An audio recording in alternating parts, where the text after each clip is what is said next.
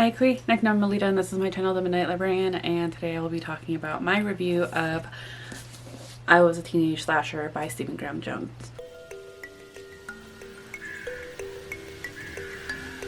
So I feel like this is appropriate considering it is Native American Heritage Month, but I do want to give a couple housekeeping things before I get started on my review. One, that yes, I am Indigenous. I am Yurok. Stephen Graham Jones is also Indigenous. Stephen Graham Jones is also Indigenous. However, being Indigenous, just because two people are Indigenous does not mean that we're necessarily out of the same, like, tribe, nations, people. We all have different experiences. Every tribe, every nation, every rancheria, every people has its own experiences, histories, stories, and so we are not a monolith. So I just wanted to reiterate that.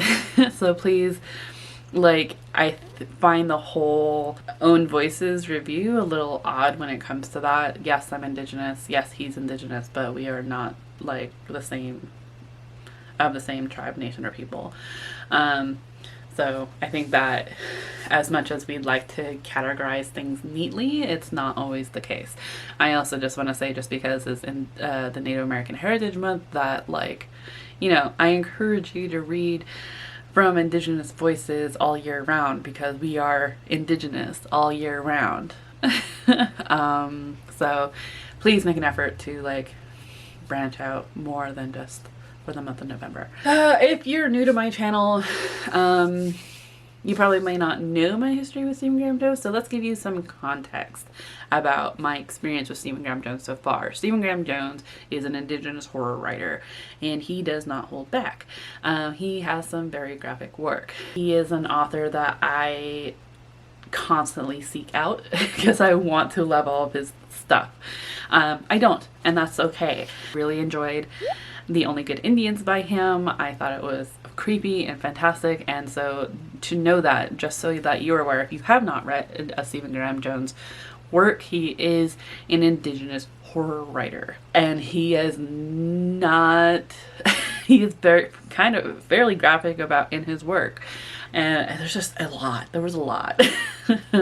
But ultimately I still really enjoyed that book. I enjoyed Night of the Mannequins. I thought that was really creepy. That was actually kind of tame comparatively, but I think it's also because it's a novella. Mapping the Interior, I just didn't feel smart enough for. I didn't get it. I didn't understand it, so I didn't quite like that one. And My Heart is Chainsaw, I only read that one book. I know it's like a trilogy at this point, but I thought the first one, My Heart is Chainsaw, was super boring. One that came out of left field that I actually kind of enjoyed was The Zombie Bake Off. I actually really enjoyed that. It has nothing to do with Indigenous folks at all, but it was a really fun ride to just read through. Also, his graphic novel, Earth Divers Volume 1, Killing Columbus. Really enjoyed that concept. Also very graphic work. I don't think he does not do the artwork, but I really enjoy this concept of this graphic novel series. So that is my view of Stephen Graham Jones's work so far. Let's go ahead and get into what I thought about I Was a Teenage Slasher. Let me tell you what it's about. I Was a Teenage Slasher follows Tully Driver, and basically this book is him telling his own story. So he is, as he's telling it, he's an adult, and it's kind of it's a remembrance of was it the 90s? 1989, of his teenage years, of when he became a slasher. So let me just read you the synopsis real quick.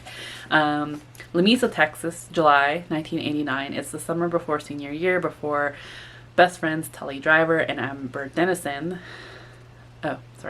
Lamesa, Texas, July 1989. It's the summer before senior year for best friends Tully Driver and Amber Dennison. They're not in the marching band. They're not in the FFA. They don't really count. Amber's the only Native student in town, and Tully's only on the radar due to his father's recent death. This is all about to change. Bodies are going to be dropping fast in this small West Texas town for a few unbearably hot days that will resonate through the decades and even get made into a TV movie. Tolly and Amber will be famous, notorious even. Finally, everyone will know their names. So, yeah. So Tolly Driver, he kind of is that teenage boy that wants to be cool and acts like he's gonna be cool, but it kind of just makes him look a little foolish. And so and he's of course dealing with a bunch. His dad just died. He's like trying to make sure his mom's okay. So they end up going to this party that they kept debating on whether or not they wanted to go. And something ends up happening where a big event ends up happening, and it leads Tolly into becoming a teenage slasher. And it's kind of like, I thought it was an interesting perspective, because it's kind of just like, not that like, you know, something snaps and he suddenly decides he's going to kill all these people. No, it's more in terms of like, almost like a werewolf turning into a werewolf for the first time. Like, they don't know what they're doing. He doesn't know what's going on.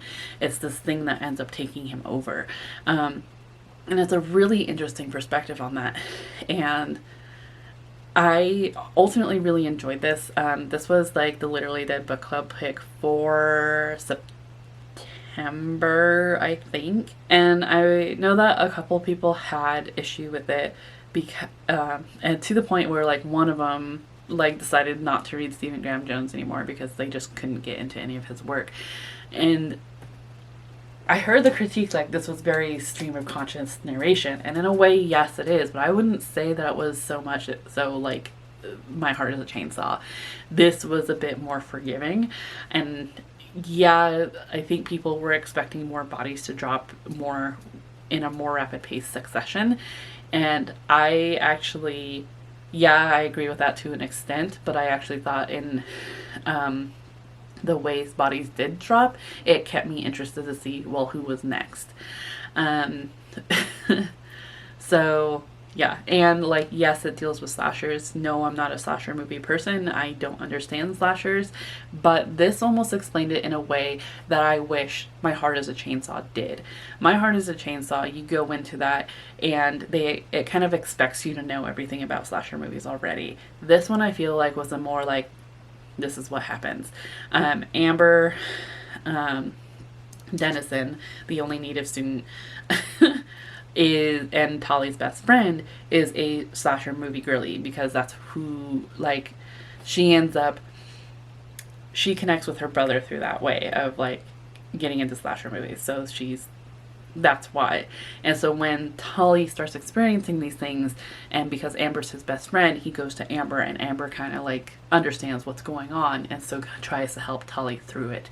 And in a way, she like deduces some things and like helps explain what's going on with him. And I think therefore breaks it down for us as readers of like, this is what's happening. And yeah, I've like watched a couple slasher movies, but I wouldn't say I was a fan. But I understood enough that as Amber was explaining this, so I'm just like, oh, okay. Like, I got it. And I really appreciated that, actually. So I ultimately gave this book 4 stars. I do enjoy the cover. I know that was another critique in the Literally Dead book club live show. I actually enjoyed this. And I ultimately enjoyed the book. It was not my favorite. I still have The Only Good Indians at the top. This one, though, it was still fun. It was like a fun experience. Like, even, so I actually listened to this. I think it was it an ASC, or did I just happen to get it through Libro? But ultimately, yeah, as an audiobook, I liked it. I thought the narrator did a good job.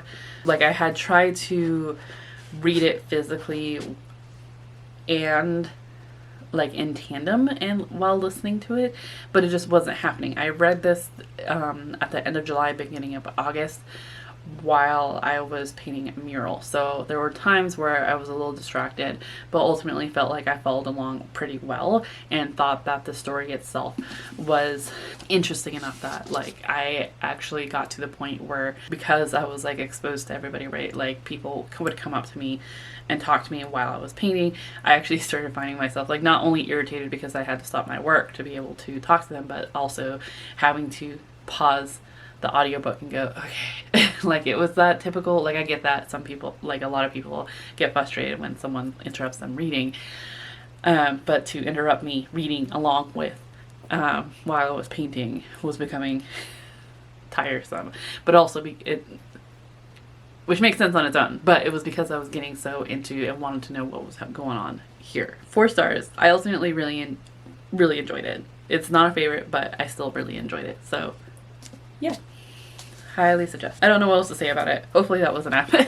So if you've read it, let me know your thoughts. Please, yeah, let me know your thoughts down in the comments down below. Otherwise, let's go ahead and put, I feel like a knife emoji would be like perfect and maybe 2 on the nose, but we're going to go with it. Let's go ahead and put a knife emoji.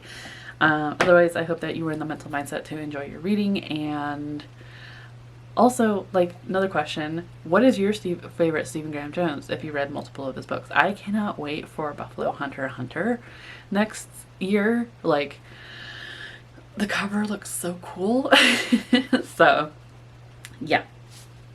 I hope that you were in the mental mindset to enjoy your reading, and I hopefully will see you in another video very soon. Chew.